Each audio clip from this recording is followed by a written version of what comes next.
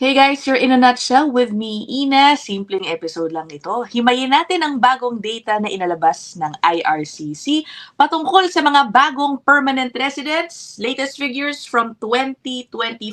Meron na pong data for the whole year ng 2025. And then later on, meron din tayong dadaan ng data tungkol sa mga temporary residents. Ayan. Per source country yan. So per country. Kamusta ang lagay ng Pilipinas kung ikukumpara sa ibang bansa when it comes to being a source country? Yan, pinagkukuha ng both PRs and TRs. Sabi nila, no? Mahirap ma-PR ngayon. Pero for the year 2025, ang Pilipinas po ay kabilang pa rin. Yan. Sa top na mga pinagkukuhaan ng permanent residents ng Canada. Ayan yung title natin. Filipino secures second highest number of Canadian PRs in 2025. Dito po yan ang galing official website po yan ng Canada na sa open data. Sa open government, medyo complicated yung data sets. I will show you in a while. So, aaminin ko, kumuha ako ng assistance ng AI para i-summarize yung mga numbers dito. Pero ayan ano, so, operational processing, monthly IRCC updates by source country yan. Itong specific tab, kung nasan tayo, applications received for permanent residency. Pero isa lang yan sa maraming data na pwede rin ninyong busisiin kung gusto ninyo, kung mahilig kayo sa mga data sets. Ito yan, no? Yung nasa bandang kaliwa, iba-iba yan. Okay? Merong mga temporary resident applications received, temporary resident applications processed, at different stages, andyan po. If you click on it, merong English and French version, yun nga lang. Papakita ko sa inyo no, ang isang example. Medyo kailangan talaga mag-effort sa pag-analyze ng data na ito. Ito po, for example, this pertains to the numbers of COPRs, o Certificate of Permanent Residency, na in-issue per country over the past several years. From January 2023 to December 2025. O, tignan nyo naman, ano. So, alphabetically arranged yan. Hindi by order ng highest to lowest, hindi ganun. Kaya salamat sa AI na nag-summarize ng data for us. Okay, so ang Philippines po, guys, again, number 2 na may pinakamaraming nakuhang PR. Ilan? Sakto, 24,000. Ang number 1 na may pinakamarami, unsurprisingly, is India. At ang layo nung difference. Okay, so ang Philippines, 24,000 ang nabigyan ng PR. From India, it is 97,095. Okay, so that's 1 and 2. Ang pangatlo, Cameroon. O ba, Cameroon. Itong Cameroon, I understand, wala siya sa top 5 man lang over the past years, no? It's suddenly jumped up in the rankings. Okay, so ang Philippines, 24,000. Ang Cameroon, meron pong 22,770. Sumunod ang China, pang-apat, 19,840. And then Nigeria, 15,225. So, ang Philippines, we are steady. Lagi pala tayong nasa number 2 o number 3 when it comes to new PRs, taon-taon. Noong mga early 2000 daw pala, China ang top source ng PRs. O ngayon, bumaba na siya sa number 4. Okay? Still a major contributor, pero hindi na siya kumbaga dominant tulad ng early 2000. Punta naman natin, guys, yung sa mga temporary residents. Ito medyo mahirap i-analyze. Ayan o, itong data na ito, okay? Ang title, New Applications and Extensions Approved for Temporary Residents. At kung pupuntahan natin yung pinakababa, ang nakasulat dito, okay? These include temporary resident visas, visitor records, study permit extensions, work permits, and work permit extensions. Yung mga numbers na nandito, yung mga total, hindi po yan unique kada person. Ibig sabihin, pwedeng nag-overlap yung numbers dito. Okay? Pero nonetheless, I'm curious, sige, tignan natin pang ilan ang Pilipinas sa mga nakakuha ng approvals.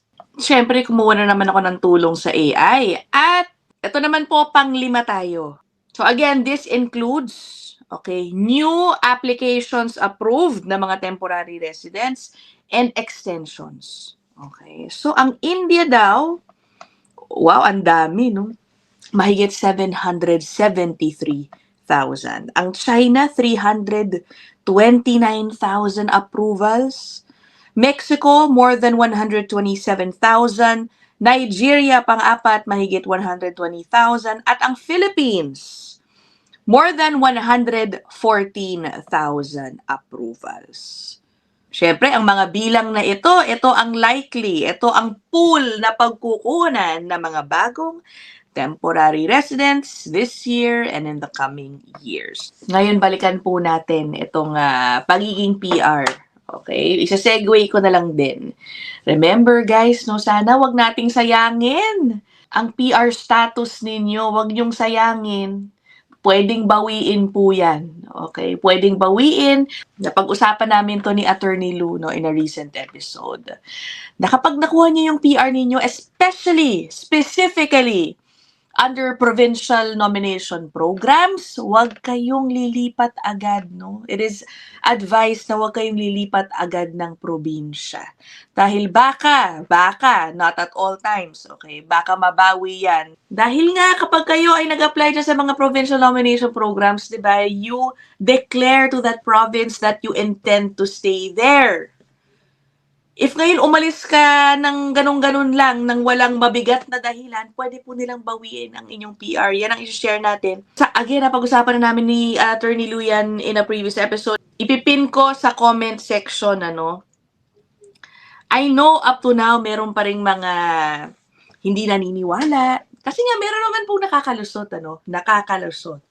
Pero syempre, doon na tayo sa safe. Hindi porke nakalusot ang kakilala ninyo, lumipat ang probinsya, naging citizen na walang problema, good for them. Okay? But it could happen. Paano kung natapat kayo sa immigration officer na talagang binusisi ang movement ninyo nung kayo ay PR? Okay? Kasi, tingnan ninyo ito. Ito pong post na ito sa Facebook is currently making the rounds kahit 2021 pa itong kanyang storya, guys. Okay, it's being shared in some Filipino Facebook groups. At ang kinuwento dito, yun na nga, meron po daw siyang kakilalang binawian ng PR kasi lumipat ng probinsya. Basahin natin na mabilis, okay?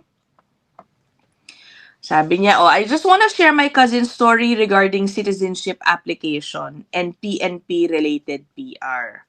Tatanggalin ko na nga lang, ang liit naman ng font no? Babasahin ko na lang sa inyo, okay? So, ang nangyari, sabi niya, ang backstory, siya daw at yung pinsan niya dumating ng Canada. Nag-aral sa university. After graduation, both of them got jobs sa isang tech company. Okay, sabi niya, we plan to get PR as PNP nominee and we got it. Actually, hindi niya binanggit yata dito kung ano yung probinsya kung saan sila nakakuha ng PR. Sabi niya, I love the province and decided to stay. The province is quieter and not much population at that time. This was around 9 years or so ago. Okay, so ang tagal na, no? So 2021, 9 years before that pa. Sabi, after his PR, he got another job in Ontario. Ayan. So, he moved just after 1 month matapos daw makuha yung PR from that first province. I was sad to see him go as he is my family and friend both. Now, fast forward daw, years later, nag-apply na sila ng citizenship. Sa kanya daw, itong nag-post, mabilis, as I got it within 10 months. Sa kanya daw, si pinsan na lumapit ng Ontario, he was stuck. 1 year passed, they asked for fingerprints and regular interview. Then another year passed, they asked for another interview na may judge daw. Sinabi daw sa kanya nung pinsan niya na ang dami mga pinagtatanong and then one night, tumawag na umiiyak na dahil dinecline ang kanyang citizenship application. They sent him a letter, tapos from then on, nag-hire na siya ng immigration lawyer. Okay? They fought hard but lost the case. The judge said, you had a job doon sa original province mo, but still decided to void the PNP intention and switched. Yun ang nangyari. Sabi, so they rejected his citizenship application. Sad part is they did not stop there. After 2 months or so, they sent him a letter saying he has to appear in an office for an interview. He has to bring his PR card and landing papers. And after another 5 to 6 months passed, they sent him another letter and they said na i-revoke ang kanyang PR for breaching PNP condition and asked him to surrender his PR card. Ayun, pwede raw mag-appeal. Sabi dito, ang maganda, hindi naman daw siya binan na makabalik ng Canada. So, ang nangyari, yung kanyang pinsan, umuwi daw ng Bangladesh. And then, nag-apply ulit. Or rather, mukhang nag-set up ng bagong profile sa Canadian Experience Class. And at the time na sinusulat itong post na ito noong 2021, it is still in progress. Sabi niya, I just wanted to share this post to raise awareness. So, it's true guys, pwedeng bawiin ang PR na ang grounds ay umalis ka agad-agad doon sa probinsya kung saan ka nakakuha ng PR through the PNP program. Hindi naman po bawal gawin yan, watch my episode with Attorney Lou and he explains it very clearly there. Kapag kayo ay matanong kung ba't mo ginawa yun at meron naman kayong magandang dahilan, halimbawa, I tried to find a job in that province, ilang buwan na, hindi na ako makabayad ng renta ko, doon ako nakahanap sa ibang probinsya, maaring okay lang yun. So if ever you do move out of the province that gave you PR, you have to be ready to defend your decision. Okay, so yun lang naman. What do you guys think of this? I will end this episode here. See you guys in the next one. Bye!